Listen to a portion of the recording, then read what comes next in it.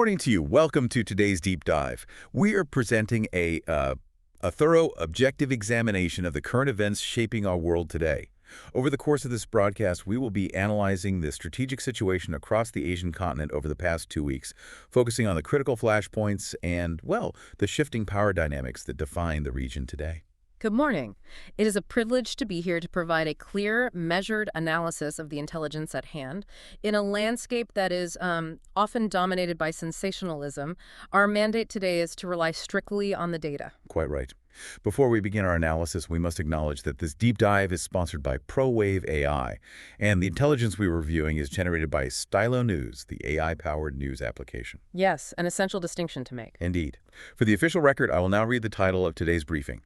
Stylo News Intel Update, Asia Situation Report, July 2026. Precisely. And it is worth noting for you, the listener, what exactly this tool represents before we dive into the findings. Right. To understand the gravity of the information we are about to discuss, it is important to briefly explain the Stylo News application itself. What you are receiving today is derived from the consumer version of the Stylo Intel Ops software. Which is quite remarkable. It is. Historically, this level of data aggregation and vector search analysis has been reserved strictly for enterprise operations. We are talking about governments, militaries, and multinational businesses. Which brings up a critical point regarding how we actually process this data. Vector search analysis, for those unfamiliar, is not merely scanning the internet for keywords. No, not at all. It is an artificial intelligence capability that understands the contextual meaning and relationships behind global events. If a central bank adjusts an interest rate, vector search doesn't just find articles about banks. Right. It instantly maps how that decision might impact shipping costs in the South China Sea or agricultural subsidies in Eastern Europe. By utilizing this platform, you are gaining unique access to a tool designed to support global decision makers in real time. Exactly. And our mission today is to apply that tool across several specific theaters. Yes, we will be neutrally analyzing the strategic situation, conflict zones, and flashpoints across North Korea, China, Southeast Asia, and South Asia based on intelligence estimates from mid-July 2026. So the true power of this intelligence platform becomes apparent when we apply it to the largest data producer in the region. Let's transition to China. Right. We are looking here at Beijing's long-term strategic posture, deliberately filtering out immediate alarmist developments. Based on the intelligence gathered up to mid-July, what is the current objective assessment regarding a potential conflict in the Taiwan Strait? Well, the data presents a very clear, unambiguous picture. A near-term, full-scale attack on Taiwan remains highly unlikely. Which runs counter to a lot of the louder narratives out there. It does, but the intelligence streams over the past 2 weeks show absolutely no mobilization indicators that would typically precede an imminent invasion. We see no mass amphibious loading, no broad reserve call-ups, and no large-scale civilian shipping requisitions. However, the absence of an immediate invasion does not equate to an absence of strategic activity.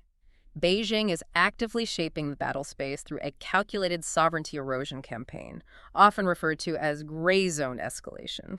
Okay, let's unpack this. Gray zone escalation is a phrase frequently utilized by defense analysts, but what does that actually look like practically on the water and in the air? It is the use of coercive tactics that remain intentionally below the threshold of conventional war. In this specific intelligence window, we are tracking continuous median line crossings by military aircraft, the use of water cannons and blinding lasers by Coast Guard vessels near Kinmen and the Senkaku Islands. Wow. And significantly, an open ocean submarine-launched ballistic missile, or SLBM, test. They are establishing a permanent presence in areas that were previously contested or recognized as international waters. When you lay out those data points, the analogy that comes to mind is not a sudden lightning strike or a traditional military offensive. It resembles a slow-moving legal and military quarantine. That is an apt description. It is a gradual squeeze designed to exhaust the opponent. But when we analyze the sentiment from social media and open-source intelligence, the public and analytical viewpoints are noticeably split here. Yes, quite sharply. One faction interprets these exact actions as offensive preparation rehearsing for the eventual blockade. The other side views it strictly as defensive deterrence signaling. And objectively, both interpretations hold merit depending on the timeline you apply. Conducting an open ocean SLBM test is a textbook example of deterrent signaling. Right. By demonstrating that their submarines can launch a nuclear-capable missile from the deep ocean, far from their own shores, they are proving a second strike capability. They are signaling to any external powers that the cost of intervening in a regional dispute would be unacceptably high. The overarching analytic judgment is that Beijing is preserving multiple options without committing to the immediate risks of a full-scale assault. That strategy of preserving leverage extends far beyond maritime borders. The intelligence estimates also highlight significant internal policy adjustments, most notably Beijing's recent restriction of its helium export policies. Now, a casual observer might wonder why helium, a gas we associate with party balloons, warrants inclusion in an international strategic intelligence brief. It is a vital question. In the realm of high technology, helium is an irreplaceable resource. It remains in a liquid state at near absolute zero, making it the only element capable of cooling the hyper-advanced lasers and vacuum chambers used in semiconductor lithography machines. Always. Without reliable access to helium, the global production of advanced microchips simply halts. So by adjusting these export controls, China is not just managing a domestic commodity. They are placing their hands on the vital economic lever of global technology supply chains. Precisely. It reflects an evolving domestic strategy to stockpile critical resources, but it also forces global manufacturing hubs, from Taiwan to the United States, to scramble for alternative suppliers over the next 18 months. It is an exercise of economic gravity. We see that focus on technological self-reliance mirrored elsewhere in the data. The World Artificial Intelligence Conference took place in Shanghai this July, featuring major collaborations between tech giants like Alibaba and Honor. Yes, a very prominent event. But alongside these macroeconomic updates, the Stylo News feed captured a highly publicized social story that gained massive traction. A 12-year-old boy in Shanghai, defying a fatal muscle-wasting disease prognosis, has captured national attention. To understand the intelligence value of that story, we must look at the narrative architecture of a nation. Stories like this, alongside similar highly promoted reports of a policewoman dedicating 2 decades to support a deceased colleague's family, they are not random inclusions in the algorithm. They reflect broader, state-amplified narratives of social dedication, sacrifice, and resilience. While the military projects strength externally, the internal media apparatus is reinforcing a narrative of domestic fortitude. That deliberate projection of internal stability mirrors the calculations of Beijing's most heavily fortified neighbor. Let us examine the intelligence flowing out of North Korea.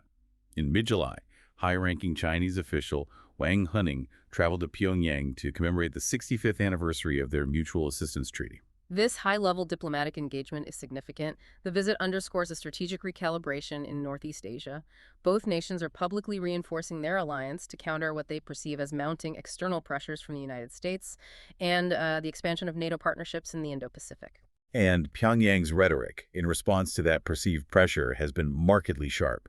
Following the recent NATO summit, North Korea vehemently condemned the alliance, explicitly declared the issue of denuclearization to be completely closed, and announced further enhancements to both the quality and quantity of its nuclear arsenal. We must evaluate that rhetoric alongside their material actions.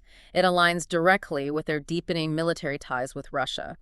Current intelligence reports indicate that North Korea has deployed both artillery munitions and specialized engineering troops to support Russian operations, specifically in the contested Kursk region. Let us be precise about the mechanics of this arrangement. This is not charity.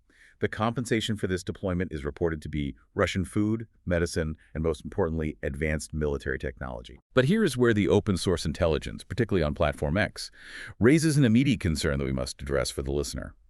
There have been alarming viral social media reports recently linking a hypothetical United States military strike on Iran to a North Korean nuclear retaliation against targets as far-reaching as Tel Aviv and Washington, D.C. Yes, those reports have gained significant traction.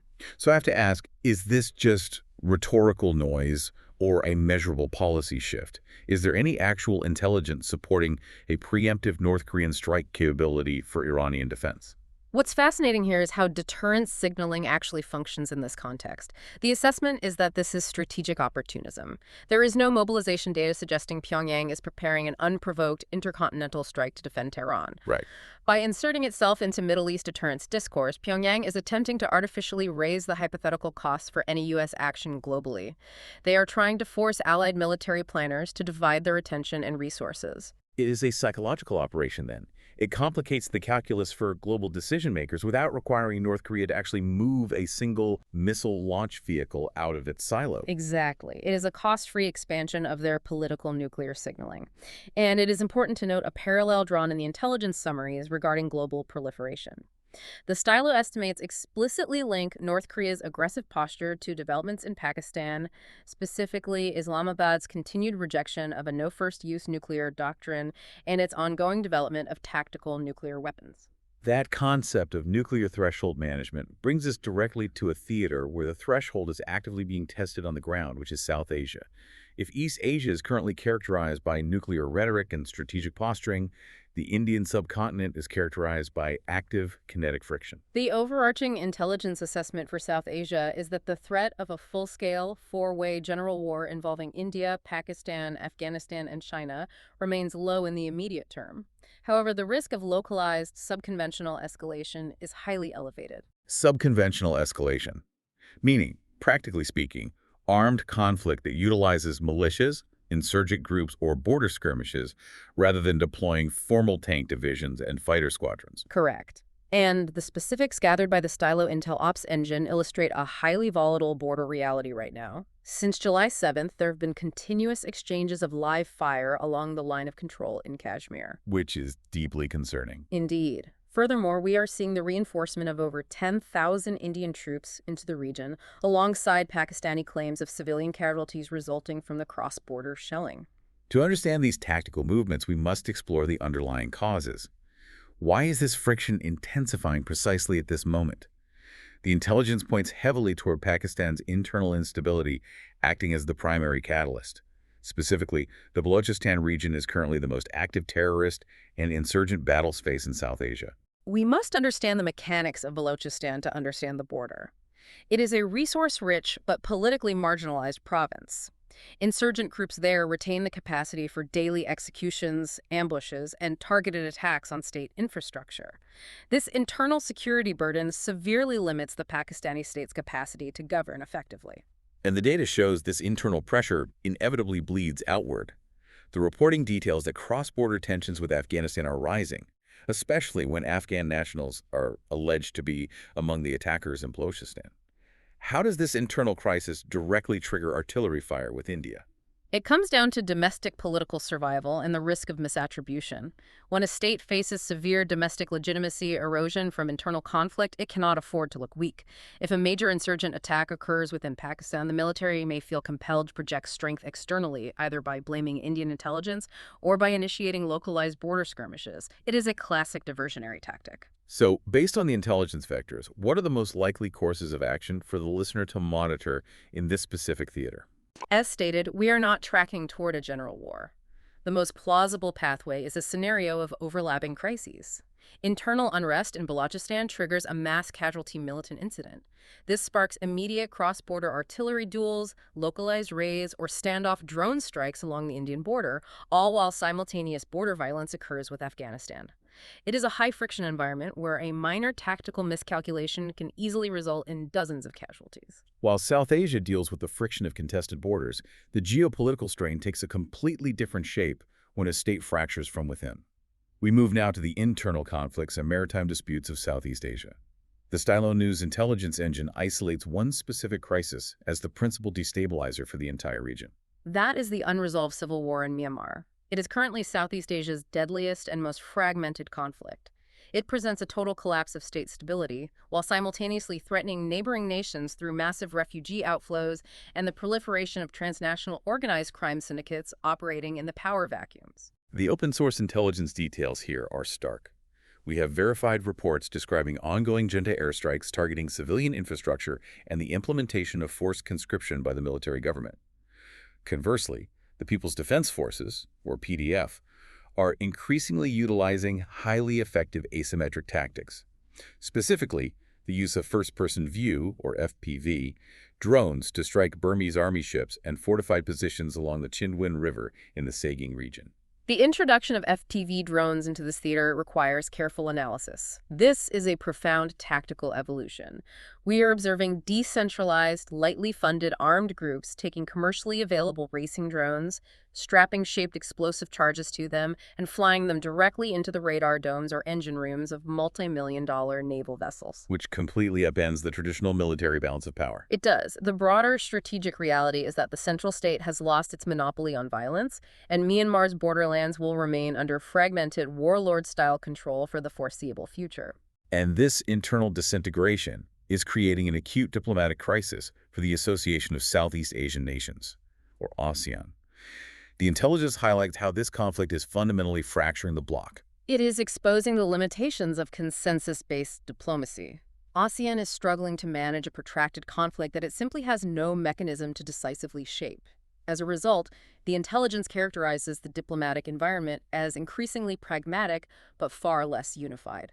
We are seeing reports of transactionalism between member states. Meaning nations like Indonesia and Singapore are prioritizing bilateral one-on-one deals to protect their own interests, rather than presenting a united front. Precisely. Which brings us to the final major focal point in the data, the South China Sea.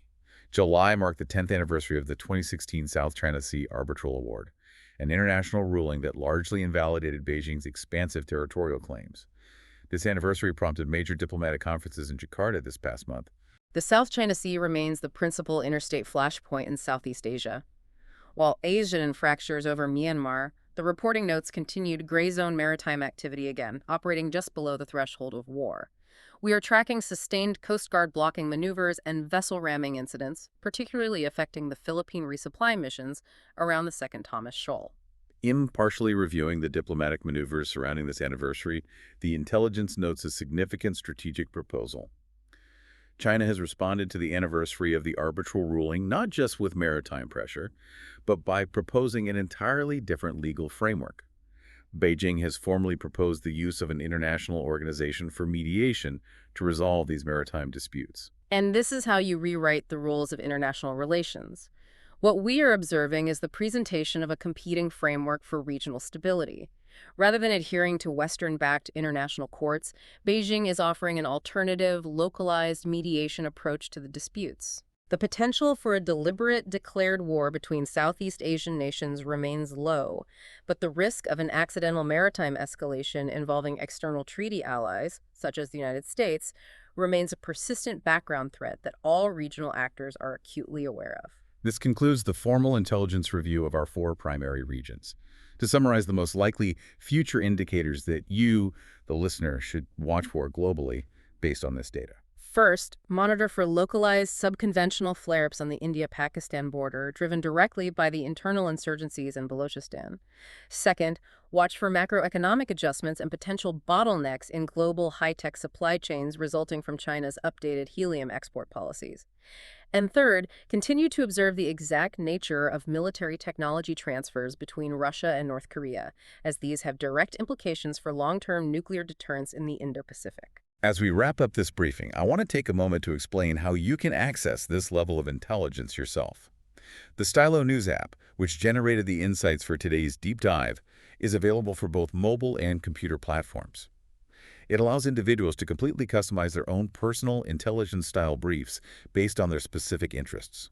It aggregates, translates, and conducts vector search analysis on data from hundreds of traditional news sources, as well as real-time social platforms like X. We highly encourage you to subscribe and get AI-powered news on demand by visiting www.stylonews.com.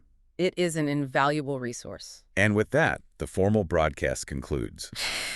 Okay, dropping the 1960s news anchor voices now. Man, that was intense, but honestly, it is so fascinating to see the world through this kind of analytical lens rather than just, scrolling through panic-inducing headlines. Oh, absolutely. It really is a completely different way of processing information. I mean, when you strip away the sensationalism and just look at the raw data, the vectors, the supply chains, the actual motivations behind a border skirmish, the geopolitical picture becomes so much clearer. It's not chaos. It's a very complicated, highly interconnected system. Yeah, exactly.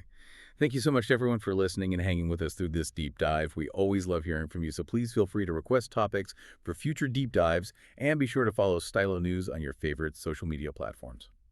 Before we sign off, I want to leave you with one final thought to mull over, building on what we've discussed today regarding satellite data, social media vectors, and AI tracking. If open source intelligence tools can now analyze the world's flashpoints with this level of real-time precision, seeing a troop movement or a drone strike the minute it happens, how long will it be before nations realize their every strategic move is being broadcast live to the global public? And, how will the impossibility of keeping a secret fundamentally change the way they behave?